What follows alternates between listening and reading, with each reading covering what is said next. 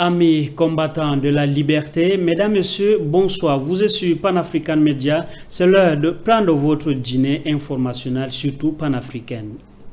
À la une de l'actualité, coopération Burkina Faso-France, l'Élysée n'arrive toujours pas à digérer sa rupture de lien d'amitié avec le pays des hommes intègres. Ibrahim Traoré échappe à nouveau à un coup d'État portant les marques du Quai d'Orsay. Élection présidentielle sénégalaise 2024, Karim Wade lève l'équivoque. Le fils de l'ex-président Abdoulaye Wade met fin à sa nationalité française qui fait couler d'encre et de salive à quelques jours de l'élection présidentielle. Les détails de ces informations à suivre dans un instant. CAN Côte d'Ivoire 2023, les pays de l'Alliance des États du Sahel marquent de très bons points. Les deux pays représentant l'AES enregistrent chacun 3 points après leur première sortie victorieuse hier soir. Voilà les principaux titres de cette édition d'information, le développement dans un instant.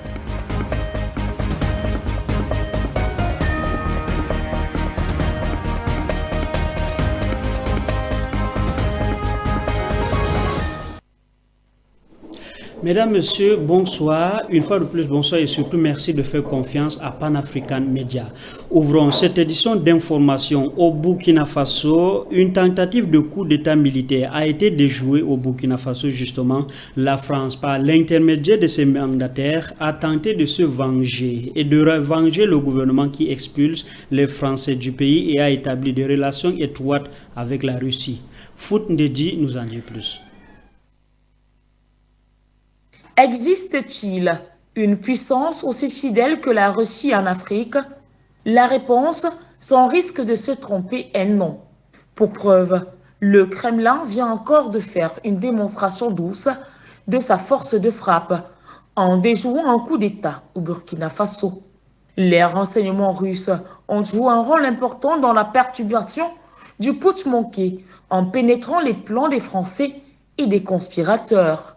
De sources fiables et indéniables, des conspirateurs étaient liés à l'entourage du président pro-français, le colonel Damiba, et disposaient de plusieurs options pour éliminer l'actuel chef de l'État, ce qui devait avoir lieu les 13 et 14 janvier 2024, après quoi un détachement de mercenaires devait entrer dans le pays depuis le territoire togolais pour soutenir le coup d'État. Les services de renseignement burkinois qui ont intercepté les négociations ont pu travailler efficacement et neutraliser la plupart des conspirateurs dont certains ont été attirés dans un piège. Les interrogatoires des détenus sont actuellement en cours. Premier résultat tout de même de l'intervention russe, l'arrestation d'Eva Sonda dimanche 14 janvier à Ouagadougou suite au complot de déstabilisation et d'assassinat. Cet officier supérieur de la gendarmerie impliqué dans la tentative d'assassinat visant le commandant Yabré et le président Ibrahim Traoré. Ce dernier était alors soupçonné déjà dans des affaires précédentes de la même nature. Le chef d'état-major de la gendarmerie du Burkina Faso a donc été limogé mercredi 4 octobre 2023, une semaine après l'interpellation de 4 officiers, dont 2 de ses anciens collaborateurs, soupçonné d'être impliqué dans un complot contre la sûreté de l'État. Le lieutenant-colonel Evra Sonda a été remplacé à la tête de la gendarmerie nationale par le lieutenant-colonel Kouagri Natama. Cependant, Ibrahim Traoré, qui partage les idées de l'humaniste Thomas Sankara, le leader le plus populaire du Burkina Faso, traitera probablement ses conspirateurs avec humanité. Eh bien, Foot Ndedi, restons avec vous justement dans cette partie de l'Afrique, juste au cœur du Sahel. Et disons, quelle qu'en soit la durée de la nuit, le soleil finira toujours à pointer son aidant à l'horizon. Et ça a été le cas ce 15 janvier 2024 où le colonel Assimi Goïta, s'adressant au peuple malien, a fait de fortes et graves révélations sur les détracteurs du Mali. Reportage, une fois de plus, Foot Ndedi. Trêve de silence à Koulouba. Le locataire des lieux a décidé de crever l'abcès. Le chef de l'État a ouvertement exprimé sa préoccupation concernant les intentions de certains pays vis-à-vis du Mali depuis le début de la période de transition. Cependant, grâce à la vigilance des autorités maliennes et à la résilience du peuple malien qui a consenti à de nombreux sacrifices, ces tentatives d'ingérence ont été contrecarrées, permettant ainsi au pays de reconquérir sa souveraineté. À titre d'illustration, le président Assimi Goïta a présenté un bilan exhaustif des actions menées en coulisses par les autorités de transition du Mali depuis le 9 juin 2021, jour où l'ambassadeur de France au Mali a amené un document dans lequel il était dit que l'OTAN devrait déployer des troupes au Mali pour s'ajouter à la mission de Takuba, Barkhane, MINUSMA et le G5 Sahel. C'est donc par une fin de non-recevoir que le garant de la souveraineté du peuple malien a réagi. Le colonel avait alors compris qu'il voulait faire du Mali soit un point d'entrée de toutes les dérives, soit il voulait emprunter le chemin de la balkanisation. Cette présentation, qui a duré plus d'une heure, a principalement porté sur les efforts déployés pour contrer les menaces potentielles à l'avenir du pays. Il a notamment abordé les circonstances entourant le retrait des forces étrangères telles que Barkhane, Takuba, le G5 Sahel et en dernière date, la MINUSMA. En outre, le président de la transition a souligné l'importance cruciale de la sécurité pour le développement national. Il a affirmé que la sécurité est une priorité absolue, car tous les autres aspects du développement en dépendent. Sans sécurité, il est difficile d'atteindre la stabilité politique que le peuple malien aspire et a instaurée depuis plusieurs années. Avant de quitter cette balade d'information dans le Sahel, disons que le Niger aspire à entrer dans la Cour mondiale des grandes économiques. Et pour ce faire, une importante délégation nigérienne s'est envolée lundi 15 janvier 2024 pour Moscou en Russie. Cette première escale donne déjà des allures de ce que seront les autres dans les heures à venir. Foundedi, une fois de plus.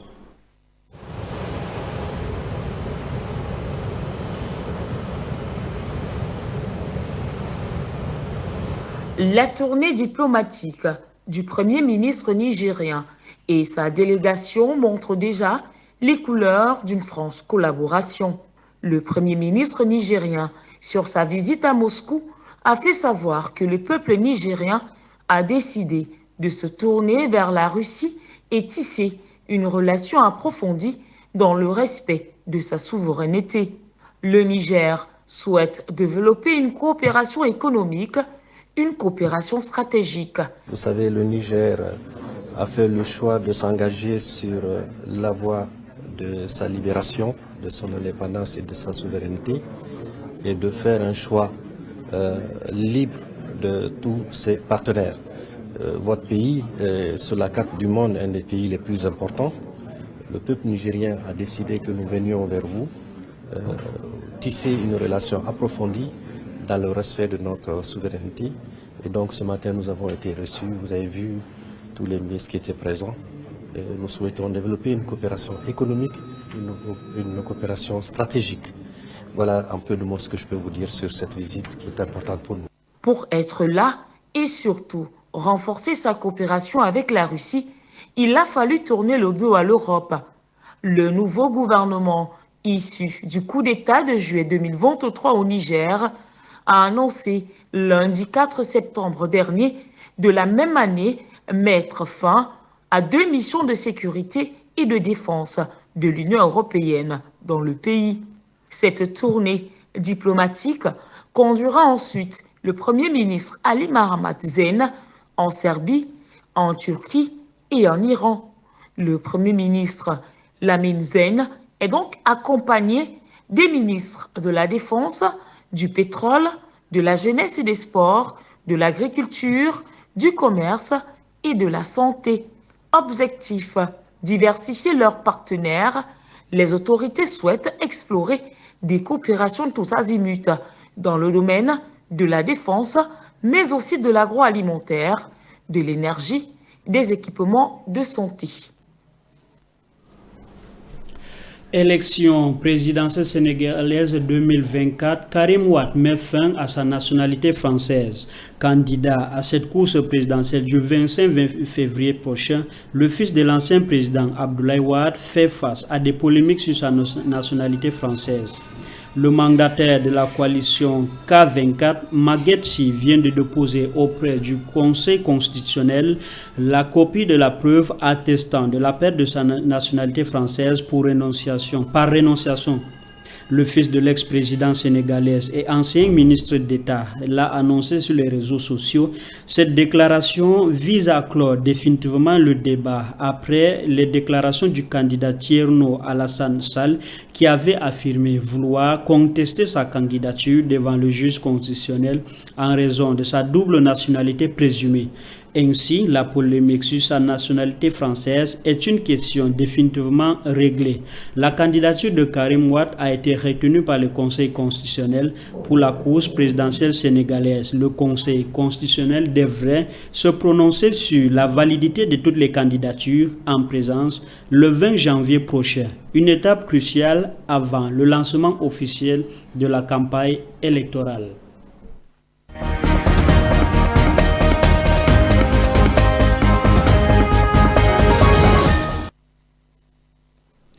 Nous voici à présent en Afrique centrale, précisément au Tchad. Au moment où le pays cherche le changement du régime, le principal parti du Tchad, Mouvement patriotique du salut, entend soutenir le président Mahamat Idriss Déby à la prochaine présidentielle. Un soutien qui tombe au moment où le nouveau gouvernement est dirigé par Succès Masra, son principal opposant, transformé aujourd'hui en allié.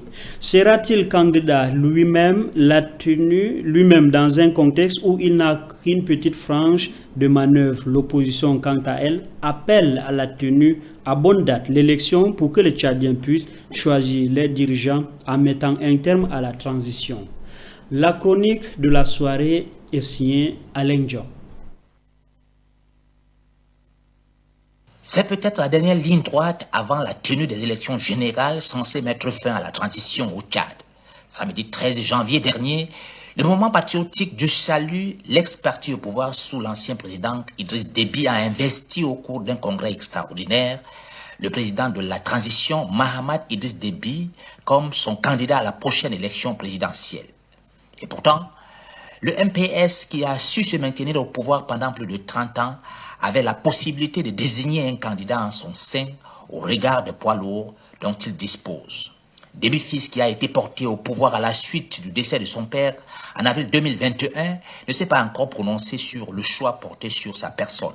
Mais pour bon nombre de Tchadiens, cette décision n'est véritablement pas une surprise au regard des prises de position du parti sur les sujets majeurs de la vie de la nation depuis l'avènement de la transition. En effet, elle a été prise par acclamation sans la moindre objection de ces congressistes acquis à la cause du pouvoir en place. Ainsi, le MPS a activement pris part au dialogue national inclusif et souverain en octobre 2022 et a grandement contribué au succès du oui au référendum constitutionnel en décembre 2023. Ce qui fait dire à certains analystes que le choix du MPS n'est qu'une officialisation d'un pacte secret scellé entre le président de la transition et le principal parti politique tchadien. Ce soutien intervient également après la formation d'un nouveau gouvernement dirigé par le Premier ministre Succès Masra, un fervent opposant au pouvoir de la transition il y a peu. L'on se souvient que Masra s'est lancé dans une caravane aux allures de pré-campagne durant laquelle il faisait des éloges à son programme politique. Va-t-il se présenter aux prochaines élections ou soutiendra-t-il le président Déby dans un contexte où ses marges de manœuvre sont réduits avec le ralliement de l'ex-parti au pouvoir en place? Enfin, politicien, il n'est pas exclu que le Premier ministre emboîte le pas au MPS en déclarant sa candidature. Si c'était le cas, ce serait créer un boulevard à Mahamat Idriss Déby pour briguer la magistrature suprême. Pour l'heure, il ne s'est pas encore prononcé sur sa candidature, mais sauf cataclysme, le scénario prévu du camp présidentiel est en marche. Dans un tel contexte, l'on se demande quelle sera la marge de manœuvre d'une opposition privée de son leader charismatique. Il est certain que les électeurs n'auront plus confiance à l'opposition avec le virage spectaculaire de Success Master. Conscients d'une telle situation, très peu d'opposants ont réagi à la décision du MPS de soutenir la candidature de Déby.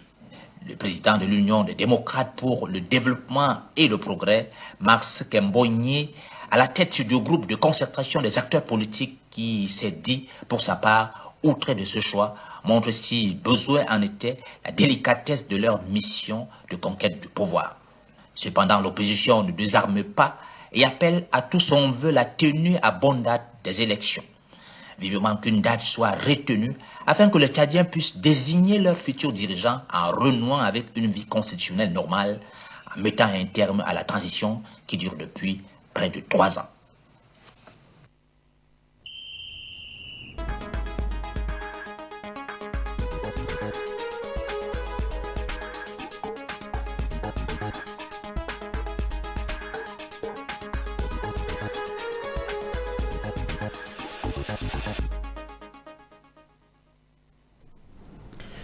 Nous voici en sport, justement. Qu'en Côte d'Ivoire 2023, les supporters maliens bloqués à Koroko. Le ministre de la Jeunesse et du Sport du Mali a fait une communication sur cette situation. Ces supporters se sont rendus en Côte d'Ivoire pour soutenir l'équipe nationale du Mali tout au long de cette compétition. Écoutons le ministre chez nos confrères de la chaîne nationale malienne. Nous avons appris hier après-midi que nos supporters qui se sont déplacés pour aller supporter nos aigles à Korogo ont été stoppés au niveau de la frontière. Donc on a voulu en savoir davantage. Donc ceux qui sont partis étaient munis de toutes leurs pièces d'identité et tous les documents administratifs qu'il fallait pour pouvoir entrer en Côte d'Ivoire. Donc arrivé là-bas par rapport au site qu'ils ont dit, on a fait l'investigation. Donc on a demandé à ce que des gendarmes se déplacent jusqu'au site à Korogo pour vérifier effectivement que nous avions pris toutes les dispositions pour identifier les sites où les différents supporters allaient être hébergés. Et cela a été fait par des gendarmes. Mais malheureusement, nous avons quand même vu le courrier qui spécifiait du préfet, d'un des préfets de la frontière, qui spécifiait du côté Côte d'Ivoire, qui spécifiait qu'il n'y avait pas de site qui était identifié. Ce communiqué est tombé tardivement dans la nuit. Donc on a demandé à prendre des dispositions. Donc nous sommes restés en contact avec le gouverneur de Bougouni également et le préfet qui est du côté Mali, au niveau de la frontière. Donc on a fait revenir les bus du côté Mali. Donc tous les supporters sont retournés. On s'est arrangé à ce qu'ils soient quand même dans des conditions acceptables afin qu'on puisse voir pourquoi ce blocage-là est fait à ce niveau-là. Les sites étaient identifiés parce qu'on a eu des missions précurseurs. Ces missions se sont rendues à 2 reprises à Korogo pour justement identifier les lieux où devaient descendre tous ces supporters. Et malheureusement, il y a eu cette incompréhension sur le terrain. Et nous espérons que dès ce lundi, ces incompréhensions vont être levées et que nos supporters puissent rentrer convenablement. Eh bien, c'était donc une incompréhension qui n'a pas gêné du tout les aigles du Mali. Il faut dire également que dans cette Coupe d'Afrique des Nations, les pays de l'AES se démarquent justement. Dans ce festival du football continental, ils sont donc sur la bonne voie. Les étalons du Burkina Faso, comme les aigles du Mali, dans leur première sortie hier, ont enregistré chacun 3 points dans cette compétition. Victoire célébrée par les fans du ballon rond des pays de l'AES, mais également par les fans des 3 pays ou alors des 2 pays ainsi représentés. C'est donc une entrée réussie pour l'AES, comme le dit Hervé Sanjo dans sa page sportive. C'est à Lons du Burkina Faso, situé dans le groupe D, mené par le capitaine Bertrand Traoré, seul et unique buteur de la rencontre sur penalty à la 96e minute, se sont imposés de justesse face à la Mauritanie en but à 0. Dans le groupe E, les Waros de la Namibie ont obtenu leur toute première victoire en phase finale d'une CAN en venant à bout du champion d'Afrique 2004, les Aigles de Carthage de la Tunisie, sur un but à 0.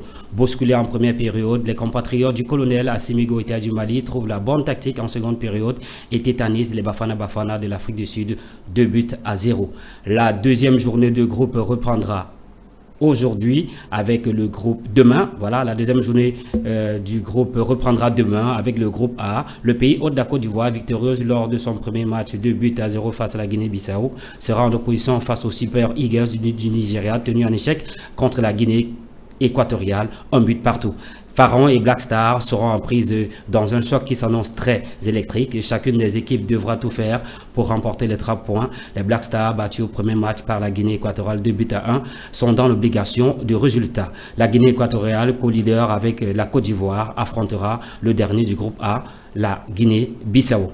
Parlons dans tout autre sport. Cette fois-ci, allons-y en boxe. Le double champion du monde des poids lourds UFC, l'impérator Francis Ngannou, décroche son deuxième combat de boxe anglaise après celui de Tyson Fury le 28 octobre dernier en Arabie Saoudite, d'où il avait perdu sur décision arbitrale. Le 8 mars 2024, le natif de Bati dans la région de l'Ouest Cameroun sera une fois de plus sur les feux du projecteur contre le Britannique Anthony Joshua, champion du monde des poids lourds IBF.